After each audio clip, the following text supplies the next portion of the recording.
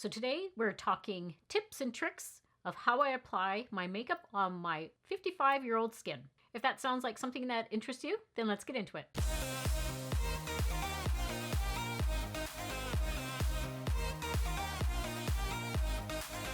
All right, so I thought we would start right from the beginning of where I start the process of applying my makeup.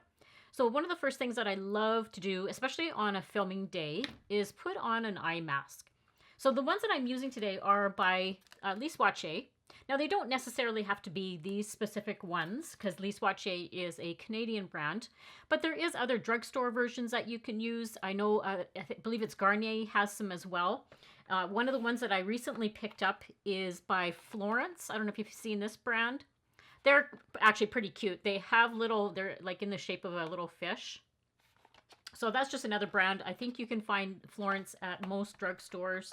But it's one of those things that I like to do, like I mentioned before filming, because it does help fill in some fine lines. It makes my under eyes look really hydrated. One of the things that I do apply right before I put on the mask is a little bit of eye cream.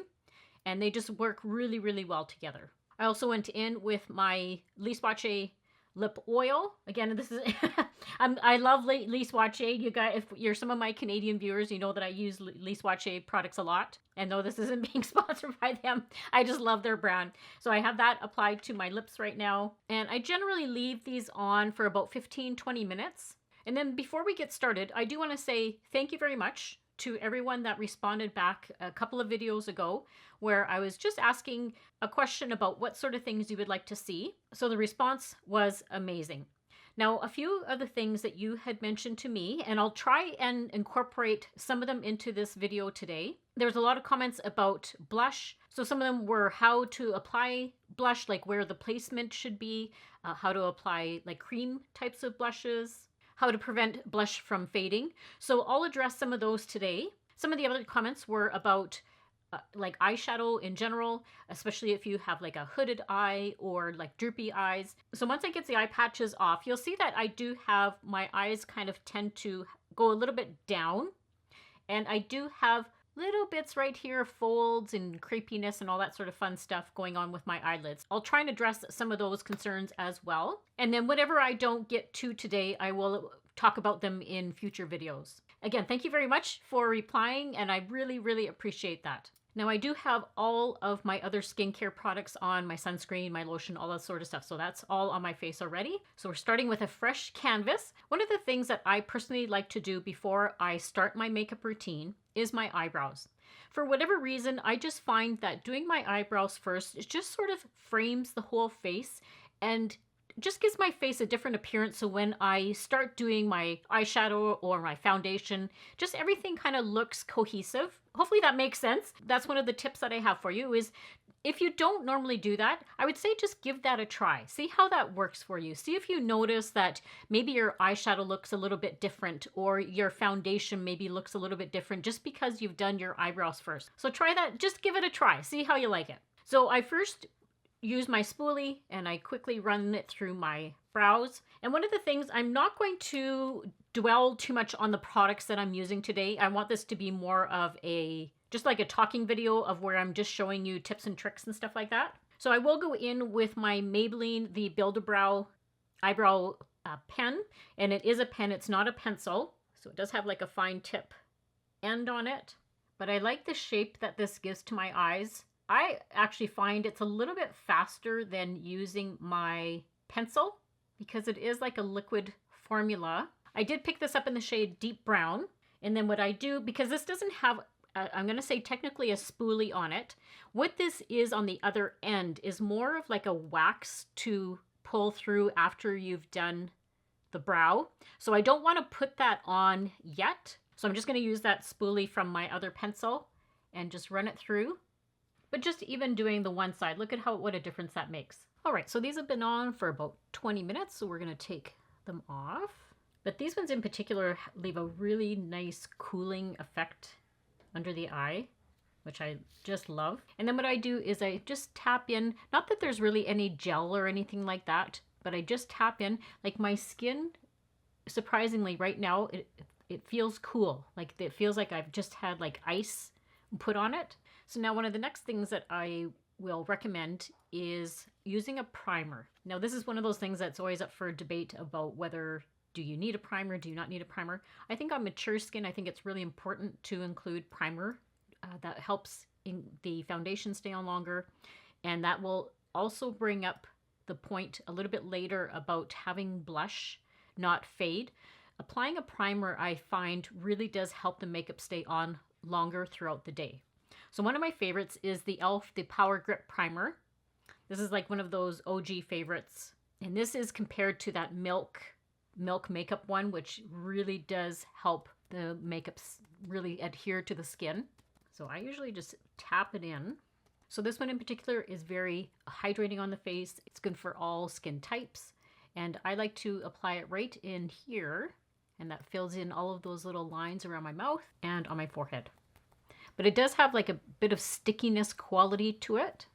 And that really is going to help your makeup stay on longer. And then you can see how it's giving my skin like even like a dewy appearance right in this area here. So then the second product that I think is really important, especially for mature eyes, is an eyeshadow primer. So one of my favorites is the Milani one. And I find this is better than just using concealer on the eyelids, because this is, you know, specifically designed for the eyelid area. It fills in all of those little gaps, especially if you have like a crepey eyelid. I do have, like, you can see all the little folds and stuff I have on my eye there. So that really does help fill in all those areas. And just in this one area right here, right at the corner of my eye, I have a little bit of a fold happening. And so what I do is I just apply a little bit more just in there. And then when I go to do my eyeliner, I find that the eyeliner doesn't sink into that area. This also cuts down on any sort of discoloration that you have on your lid area, and it helps the eyeshadow stay on longer and doesn't crease. Again, I'll just take it right into that corner area. Now, one other step that you can do is apply a little bit of powder, but I find with this primer, I don't really need to do that. I find it doesn't get all creasy on me. But if you are somebody that has more of like an oily eyelid area, then certainly go ahead and put a little bit of a powder. So I have brought you in a little bit closer because we're going to talk about eyeshadows. Now there's a couple of ways that I go about putting my eyeshadow on so that it doesn't look so, like my eyes don't look so droopy, or the crepiness doesn't show, and then all those little folds aren't making as much of an appearance on my eyes. So one of the first things that I'll do is just get a neutral eyeshadow palette. So the one that I'm going to use today is the NYX The Ultimate Warm Neutrals. I've had this on my channel a ton of times, but I find it's great for any sort of really neutral look that you want to do. Some beautiful colors in there. So when I'm looking straight ahead at you, you can see right here that I have this eye. There's some folds going on just in this area right here. So I want to give the illusion that the eye area is being lifted. You can see on both. I had this one, this eye is usually a little worse for me than this eye for some reason, but you can see right now where this one is, the fold is kind of coming down and creating a bit of a hood there. So the first thing that I'll do is take a shade that's more of a lighter shade, and that's called my transition shade. So the one I'm going to use today is, now they don't have names unfortunately, shade right here. That's what I'm going to use as my transition shade. So it's not too light, but it's also not like a really dark shade. So I'm using my BK Beauty. This is the 201 brush, and it's quite a fluffy eyeshadow brush. And that's just going to help disperse the product all over the eye a little bit better and faster. So one of the things that I always say is make sure you tap it off, and then you're not going to get all that fallout down on your eye. And I run that usually right on my lid and all the way up to my brow bone.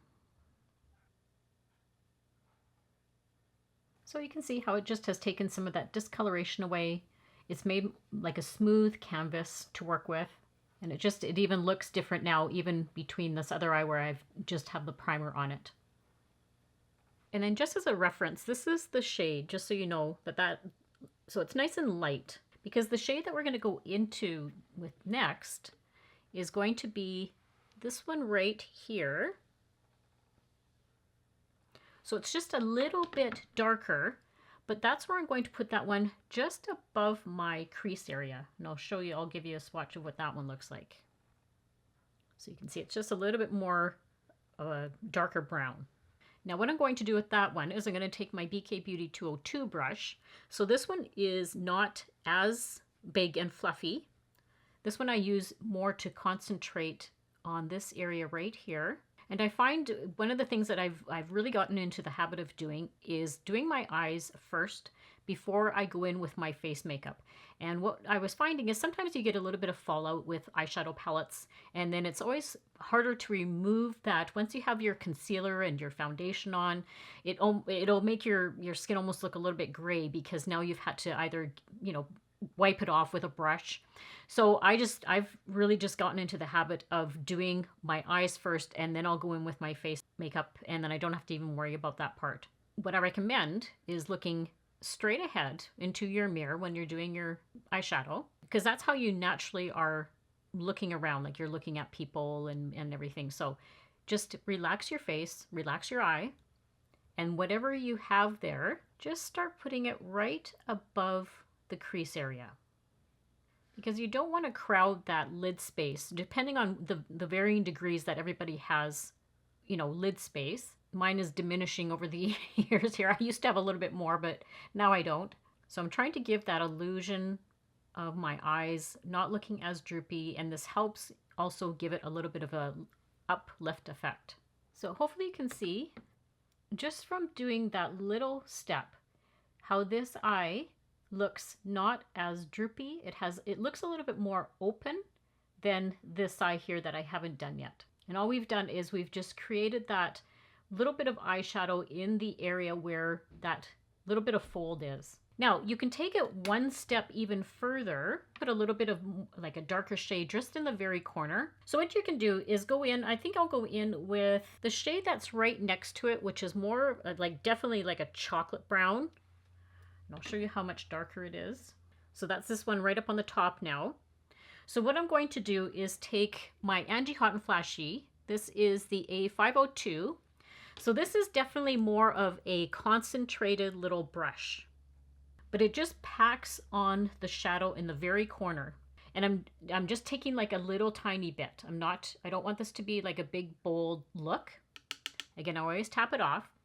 And then what I do is I almost press it in, because I don't want it coming too far over into the eye, and I don't want it going too far down. And that was the other reason I was going to say that I do my eyeshadow first a lot lately, is now when I go to do my concealer, I can put my concealer and run it up my eye here, so it does give that lifting effect. So we'll get to that in a minute, but that was the other reason I forgot to mention why I've been doing my eyes first. So I'm just taking it in that very corner, tapping it in there. Again, filling in those little folds that I have, and I find by tapping it or stippling it in, it just helps get into that little area there.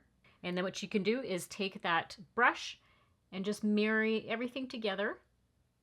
But you can see how it's given just a little bit of definition in the very corner, but it's not like a bold look. And the other thing I do want to mention also is this may not be new for some of my regular viewers, but just keep in mind that I do have new viewers always coming to my channel, and I like to include them as well. Maybe they haven't watched some of my makeup tutorials in depth. So I like to think of everybody that's watching the video. So if it's something you've already watched before, I apologize. So one of the last things that I'd like to do if I'm doing like a whole neutral look is I'd like to make my inner corner a lighter shade. And I find that also does help the eye look opened up and awake. So really any of these top shades along here, any of those are nice, like a nice either vanilla or like a cream shade. I think the one I'm going to use today is this one right here. And it is almost like a vanilla shade. Okay, so I'm taking it on my finger and just very gently putting it right in the inner corner, and I run it, I'm going to say about halfway. Okay, and I tap it in. You can certainly use a brush if you're more comfortable doing that. I just find it adheres to my finger a little bit better and applies the product evenly on the skin. And then what I would say is just take a really clean, fluffy, big fluffy brush and just make sure there's no like harsh lines. Everything is just kind of blended together really well. And then hopefully you can see how just adding that little bit of lighter shade in the inner corner has really opened up the eye area and just makes the eyes look a little bit more awake. Now, the other thing I was going to mention is you don't even have to do all of this to make your eyes look more wide awake. And simply just using like I call them one and done eyeshadows. So one of the ones that I love is the Revlon. This is the Colorstay, but I have the shade Caramel. So this is one of those perfect one and done eyeshadows. So that's this one right up here. Now it may not be the exact look, but it does hide that little bit of crepiness that you may have, or the hooded eye. And I do have other shades that you can, mix and match them, and you can use the lighter shade to create kind of what I've done here. So the other shade that I have is called Creme Brulee, and this is a really pretty shade, but again, it's on the lighter side. But these I find are like a cream to a powder formula. I don't know if it's not really showing up, probably it's right here. But that's the shade, right? But that's the shade. Really pretty. And then more of an accent kind of color is Honey. So it has a little bit more like gold tones to it. These shades just are not showing up here very well on my hand, but that's the shade there. So like I said, you can mix and match these, put the caramel color all over the lid, and then you can go in with like honey and put it on the lid area. Really quick and simple. Now, if you're somebody that likes more higher end type of products, then I definitely suggest the Merit, the Solo Shadows. This one I have in the shade Studio. This is, again, perfect for those one and dones. And these are a cream to a powder. These do not, that's that shade right there. And these do not budge all day. Like, they literally stay on all day.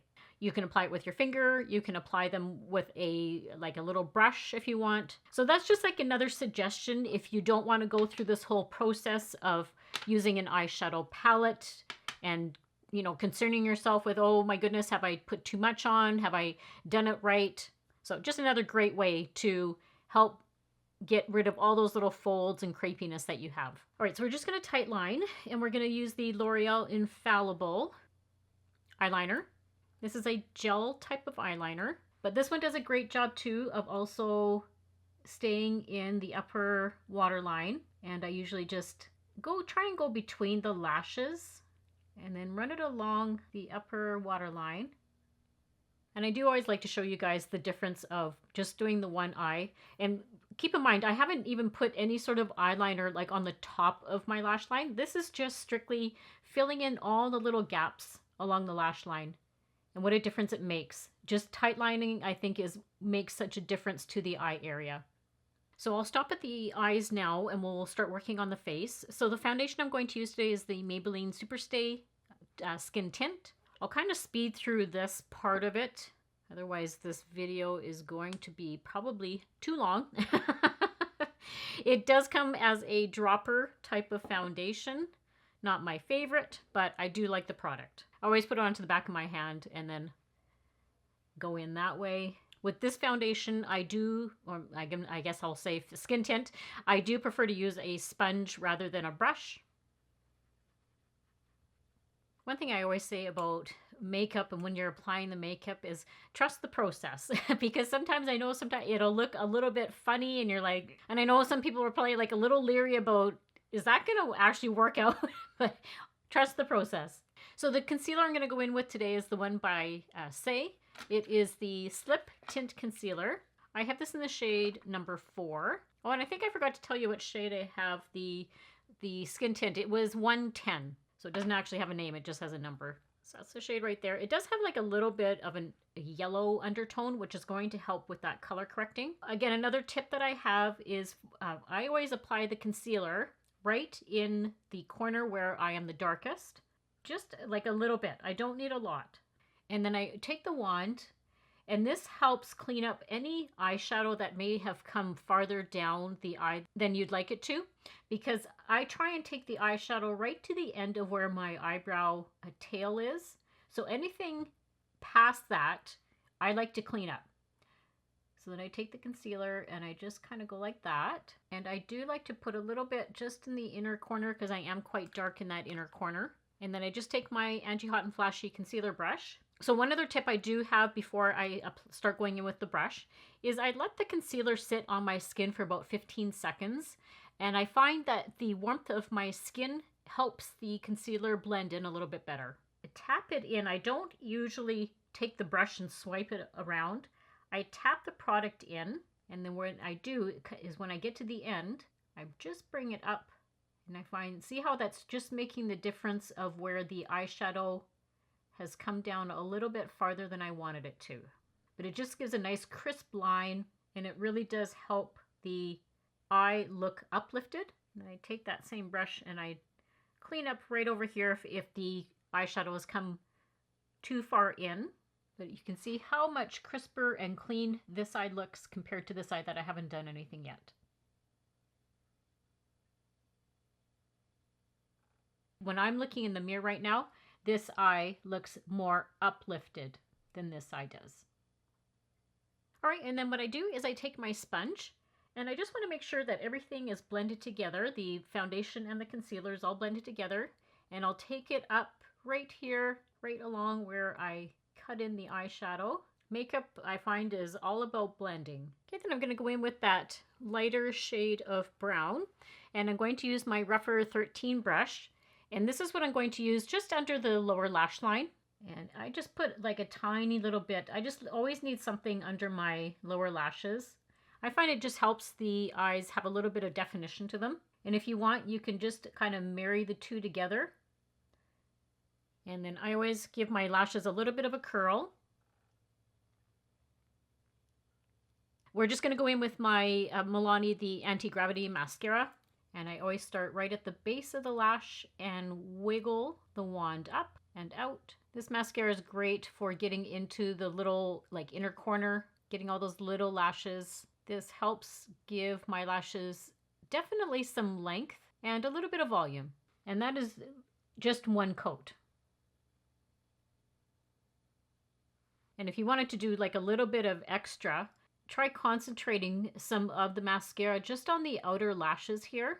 And again, that just helps open the eyes and gives the lifting effect that you're looking for. And then one other thing that I've discovered is to make the eyes look a little bit more youthful is using a different color mascara on the lower lashes. Now, I realize that I do have some viewers that don't even have, like they don't usually use anything on their lower lashes, so that's fine. You can skip through this part if you want. But I like to use like a nice brown shade. So the one I've been going to is the Covergirl, the 3D. It's called the Eye Enhancer. It's the 3D mascara. But it's the shade of, I believe it's called Dark Chocolate. I just kind of pick through. I don't even put the product like on every single lash. I'm just putting a little bit. But I find the eyelashes on the bottom then don't look as harsh. And it gives a bit of a like a softness to the eye. And then another little tip that I have for you, if you have any concerns with smudging, like your mascara smudging along your bottom under eye area. So one of the things that I got into the habit of doing is just taking this part of my finger and I just go like this and I run it along the lower lashes. And that's just going to pick up any product that may have been coming down. And then if you can see on my finger here, can you see all of that? That would have ended up on my lower under eye area. So like just another little trick for you. Like I said, I always just go like this, take not as much on that one, but definitely I got some on this other lash. So now I'm not going to have all of that stuff running underneath my eyes. Now, even though I love that mascara and I think it does a fabulous job for giving me, like I said, that lengthening, if you wanted to go that little step extra, so you can see, I mean, my lashes look pretty decent, pretty good. But if you want to go that little bit extra, I say apply a little bit of a half lash. And I'm not saying like do a full strip lash, just a little bit of a half lash. So I'll do the one side and I'll show you what that looks like. Okay, so I just did this side here and you can see how even now it looks even more uplifted and awake. It's almost giving me like kind of like a little bit of a cat eye, even though I have done no, like I didn't do any sort of wing. You guys saw I didn't do any sort of wing or anything today, but it's just giving that uplifting effect to the eye. And that was just using like a little, like they're just like a little half lash. They're just like that. And all I did was I cut a lash in half. So I used one side for this side and one side for the other side. But I just love how it really does give you a bit of a an uplifting effect to the eye. Now another step that I do, not every day because it's not great for the little glands down in your lower lash line, but you can also put a nice creamy shade in your lower lash line. So this is the Tarte one. This is called the Fake Awake, but it's just one of those extra steps to make your eyes look a little bit more awake. See how that just instantly looks like I've had like 8 hours of sleep, which I haven't. So I just quickly applied my bronzer, which is the LYS. This is the No Limits bronzer, because it's going to tie into the next step, which is my blush. I just quickly put that. It's a beautiful shade and a great product, very creamy, blends into the skin nicely. So one of the things that I do when I'm using, like if I'm, because this is one of the questions that I had was specifically about cream blushes. So the thing about cream blushes is they can sometimes be a little bit like too bold or too much if you apply too much product. And then also just where you're placing it. So the one that I'm going to use today is the Milani. This is the Cheek Kiss. I have this in Coral Crush. So this one is very, very creamy. But why I like to use a, like either like a stick or like a liquid cream, that sort of thing, bronzer, is that's one of the steps that I find when I use cream blushes. So if I'm using a cream blush, you'll usually see in my tutorials, I'll either have like a cream bronzer to go with that as well. So say I put like a powder bronzer on, and then I went to use a cream blush. I find sometimes that cream blush will pick up the product underneath. But what I find on my skin is when I use a cream bronzer or a liquid bronzer, and then I go in with more of like a cream or a liquid blush, I don't have that same issue. So this also does tie into the primer. So that was one of the reasons I had mentioned earlier about using a primer. That does help keep the product on your skin longer. But even you could, if you went in with like a liquid, so the e.l.f. liquid blush, same thing. These ones are very pigmented. So these ones I find you do have to be, that's it there. You do have to be very careful of applying too much, because I'm of the mindset that I always like to go in with a little bit and build it up rather than going in and putting too much on, and then it's so hard to remove that once if you've put too much on. And that it also depends on like the brushes that you use. So with this particular product, you could go in with your finger and just dab it on and then use your sponge to blend it in, or using a brush. Now this one here is the Sigma. This is a soft angled cheek brush. So this is specifically designed for your cheek. So whether you're applying a bronzer or a blush with it, it has a nice little dome head to it. Or you can go in with another type of brush. So this is the Angie Hot and Flashy. This is the A507. But what I'm looking for is one that has that angle to it. So this one does a great job of that as well. It does fit nicely on the cheek and blend in the product. So what I'm going to do is take a very, very small amount. Like I'm like saying like literally that much, because this is a very pigmented product as well. So I'm going to start off with that much, which doesn't seem like a lot, but watch when I start putting it on. So for placement, what I do is I'm not going to come all the way down my face. It was kind of, I guess, the mindset years and years ago of applying your blush right on the apple of your cheek. So when you smile, you were supposed to apply it right on the apples. Well, that's not great for us mature ladies, because what happens now when we just go back to our normal face? I'll say this is just my face is just relaxed. This is how I normally look. But so you can see what happens then is that blush, if I would have applied it right here, that would just now be sliding down my face. And I do have a video planned, I'm going to say in the near future here, where, because you guys really enjoyed that one that I did of the do's and don'ts. So I'll go into a little bit more in depth about exactly where to apply blush and what happens when you come too far down. But for this tutorial today, all I'm going to say is I try and stay to like where my eye ends. Okay, so on like from here, so the end of my eye to down here, I don't want to come past that point. Okay, so I don't want to be coming all the way down my face. And I'm always of the mindset of applying it higher up. Again, always looking for that uplifting effect on our mature skin. So I always start at the top here and I stipple the blush in.